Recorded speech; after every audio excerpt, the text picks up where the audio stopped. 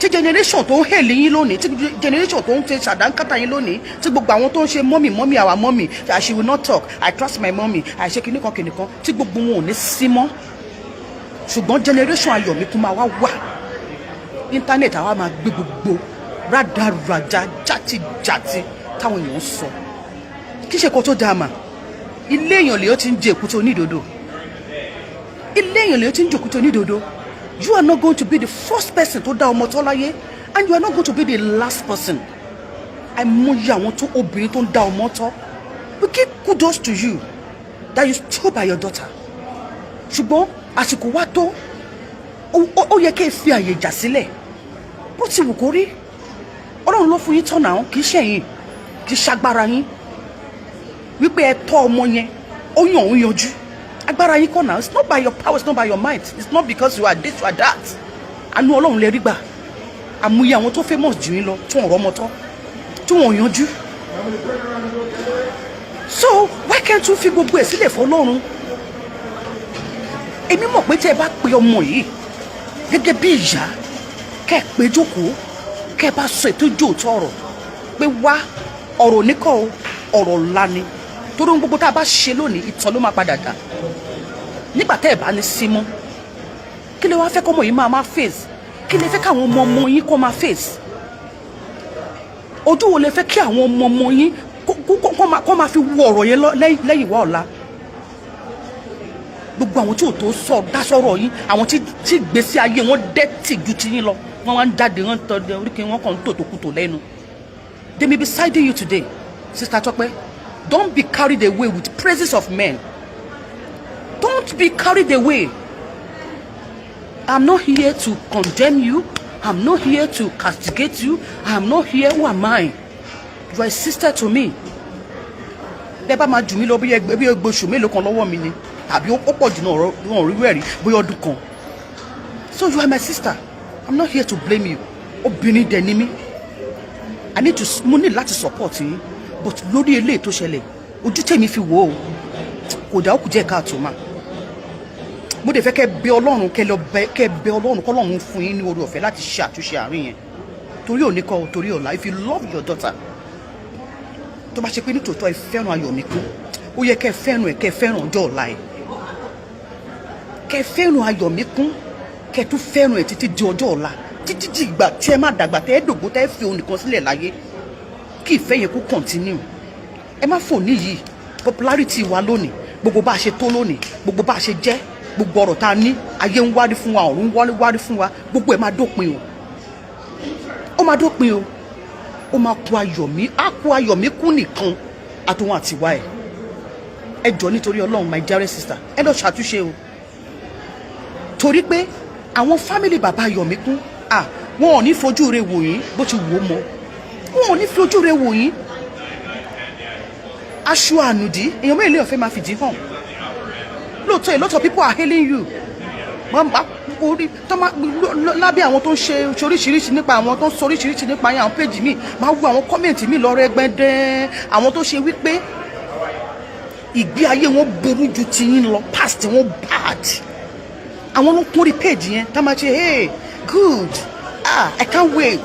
Kí bàbá àwọn ọmọ mi, kí Ọlọ́run ràn mí lọ́wọ́ kó ṣe kíní báyìí. Mi ò ní pe ọkọ mi sí, mi ní pe bàbá àwọn ọmọ yẹn síbẹ̀. Ojú wọn ló máa ṣá máa pẹ́pẹ́ dem lábẹ́lẹ̀. Who does that?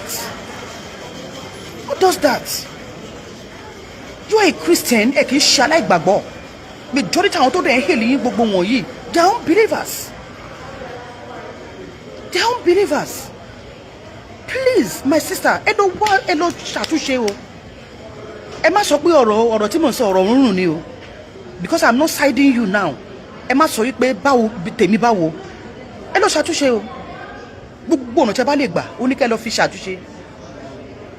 Gbogbo àwọn ó dá gan tó kinní tó ń ṣe kí mélòó ni wọ́n gbọ́mọ wọn sórí kinní tó ń bẹ̀rẹ̀ sí ní tó ń drag àwọn ọmọ wọn for what? Why tó bá pẹ́ nífẹ̀ẹ́ ọmọ yín ni ṣé máa gbọ́mọ síta kó máa drag ọmọ yín? Kó máa drag paternity ọmọ yín for what? Nítorí kíni? Kí lẹ fẹ́ proof ayé? You are not the first person to máa dọ́mọ tọ́. You are not going to be the last person. Èmi náà dọ́mọ tọ́ bí ni. Àbí òye yín sì báyìí. olúkálùkù ló ní ìdọ̀tí ẹ̀ lábẹ́lẹ̀. You don't need to bring your own outside for what? Ẹ má fi ìkanra ìyàtẹ̀ jẹ ohun tó ju yín rí. Ẹ má jẹ́ kó má bà future ọmọ yẹn jẹ́ o. Mo fi títóbi Ọlọ́run mo fi bẹ̀ yín. Tọ́dẹ bá rò ṣẹ́ ròyà ni. Kódà kò ní fún ẹnikẹ́ni nínú ẹran tó pa nínú igbó. Ṣùgbọ́n ọdọ kì í rò ó. Ẹ má rò ó. Ẹ má rò àtọ̀. Ṣé kò yẹ yín sí báyìí? Ọlọ́run ló fún yín ní ayọ̀ mi kún tọ́. Ó dẹ̀ jẹ́ kí ẹ jèrè lórí ẹ̀. Lóòótọ́ ká ní kọ́kọ́ ṣẹlẹ̀ sọ́mọ yẹn ni kò sẹ́ni tó máa sọ pé ó ní bàbá kan síbì kan àbí òye ń sì báyìí. Ṣùgbọ́n mo fẹ́ kẹ́ ẹ dá gbogbo ògo padà sọ́dọ̀ Ọlọ́run tó ní gbogbo ògo. Òun ló fún yín ní ayọ̀ mi kún tọ́. Kì í ṣe agbára yín, kì í ṣe bẹ́ẹ̀ ṣe tó. Tẹ́ ẹ bá tọ́ tí ò gbẹ̀ kọ̀ọ̀kan tó yàyàkuyà tó yọ ọmọkọ́mọ kí lẹ fẹ́ ṣe sí? You can't do nothing. Bó torí pé Ọlọ́run ṣàánú ayé ẹ̀rọ àánú gbà lábẹ́ igi àánú. Òun ló jẹ́ kí ọmọ yẹn kó yanjú. Àdúrà yín gbà. Ẹni tó bá mọ kò ẹni tí kò kú ẹ̀ bá yé wọn lòun ló mọ̀ ọ́ lọ. Àdúrà yín gbà. Kí lẹ dẹ̀ wá fẹ́ gbà sí? Ó yẹ kẹ́ dá gbogbo ògo padà sọ́dọ̀ ẹni tó ní ògo ni. Ṣùgbọ́n ṣe rí àṣeyọrí eléyìí báyìí sí ó ti wá ní kọ́lọ́fín nínú. Àṣeyọrí tó bá ti mú kẹ́ gbogbo ẹnu máa kún ẹni tó yẹ kó sọ̀rọ̀ sí ẹni tó yẹ kó sọ̀rọ̀ sí tí ogun wọn jáde tó ń ṣe yànyẹn tó ń ṣe hùn tó ń ṣe ibi kinní kan. No, it's not good. Kò dáa mà kò dáa. Torí tí Ọlọ́run fi Kristi ọmọ Ọlọ́run mo fi bẹ̀ yín Sister Tope. Mo fi Ọlọ́run tẹ́ ẹ sọ pé ó pè yín tó wọ́n yín níṣẹ́ yìí mo fi bẹ̀ yín o. Ẹ jọ̀ọ́ ẹ jẹ́ ogun mi kí gbogbo àwọn tó kóra wọn síta bíi kinní wọn tó sọ yín di ìjẹ. Wọ́n fi yín powó kiri lórí social media. Wọ́n fi ayé ọmọ yín pa owó. Kójú kó bá wọlé kó wà nǹkan mi sọ. Kó bá wọlé kó wà nǹkan mi sọ. Ẹ jọ̀ọ́ ẹ má dúró ní dúró pé I trust my mommy. Mi mommy Tope Alabi. She will not come out. Let them be ranting. Ẹ má dúró lórí yẹn o. Ṣé mo nígbà ìgbà ọ̀rọ̀ Yínká Aláṣeyọrí ẹ wo bọ́n ṣe drag yín látòkè like I better pass my neighbor generator. Ẹ bọ́n ṣe drag yín eventually ẹ padà jáde síta ọ̀rọ̀ yẹn die down. Ẹ wá bẹ́ẹ̀ ṣe máa ṣe léyìn náà o. This has to be it has oh my God. Ẹ wá bẹ́ẹ̀ ṣe máa ṣe léyìn Sister Tope o ń ká mi lára ni o. Torí ọ̀rọ̀ ṣùnùkùn lọ̀rọ̀ yìí ojú ṣùnùkùn là á fi wò ó. Ìlú gángan dẹni ibi tó kọjú sí àwọn kan ọ̀tọ̀ níbi tó kọ sẹ́lòmíì ibi tó kọ sọ́pọ̀lọpọ̀ ìsìn òní ló kọ sí wọn tí wọ́n ń wò wọn ò wo ọ̀la wọn ò wo ọjọ́ ọ̀la Ayọ̀míkún